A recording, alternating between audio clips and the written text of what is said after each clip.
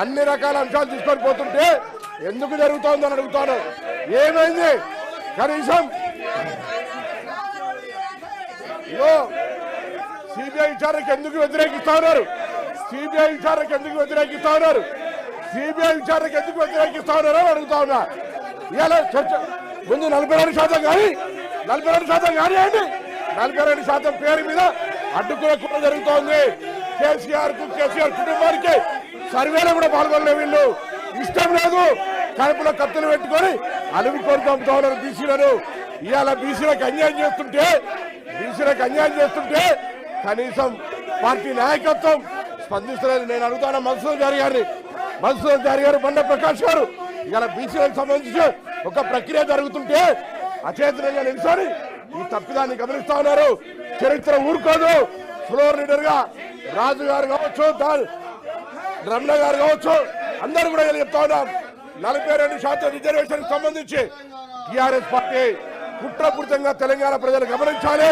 తెలంగాణ ప్రజలందరికీ విజ్ఞప్తి చేస్తా ఉన్నాం. టీఆర్ఎస్ పార్టీ వైఖరి చూడండి.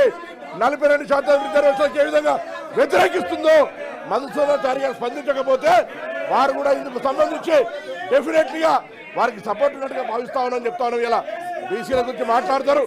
బీసీలకు సంబంధించిన ప్రక్రియ జరిగితే అడ్డుకుంటారు. అడ్డుకున్నప్పుడు సపోర్ట్ చేయరు. ఇదేం పద్ధతి అని అడుగుతా ఉన్నాం. అందుకే దయచేసి అధ్యక్ష, వీళ్ళని వెంటనే ఒక విచారణ ఎదుర్కోలేని అవినీతి పరులుగా, అవినీతి ఆరోపణ వస్తే విచారణ ఎదుర్కోక మొగల్ని కొట్టి మొరమొర అన్నట్టుగా ఇలా ఈ విధంగా రాద్ధాంతం చేస్తున్నటువంటి వాళ్ళు ప్రజాస్వామ్యాన్ని అపహాసం చేస్తూ ఇలా బీసీల రిజర్వేషన్ అడ్డుకోవడానికి ప్రొటెస్ట్ చేస్తున్న వీళ్ళ మీద కఠిన చర్యలు తీసుకోవాలని కోరుతా ఉన్నాం. తెలంగాణ ప్రజలు గమనించాలని కోరుతా ఉన్నాం. ఇలా బలహీన వర్గాల నాయకులు మధుసూదన్ చారి గారు కానీ, బండ ప్రకాష్ గారు కానీ, రాజు గారు కానీ, ఎల్ రమణ గారు కానీ, దాసం శ్రేవన్ ఆనాడు తెలంగాణ ఉద్యమంలో మా పార్టీలో ఉండి మా పార్టీ మీద అడిగినాం. మేము ఇలా పూర్తిగా అచేతనంగా బొమ్మల్లాగా మారకండి. మీ పార్టీకి ఇష్టం లేకపోవచ్చు, కానీ ఇది ఒక చారిత్రాత్మక నిర్ణయం. దానికి సపోర్ట్గా ఉండాలని నేను మరొక్కసారి కోరుతూ, ఆరోపణలు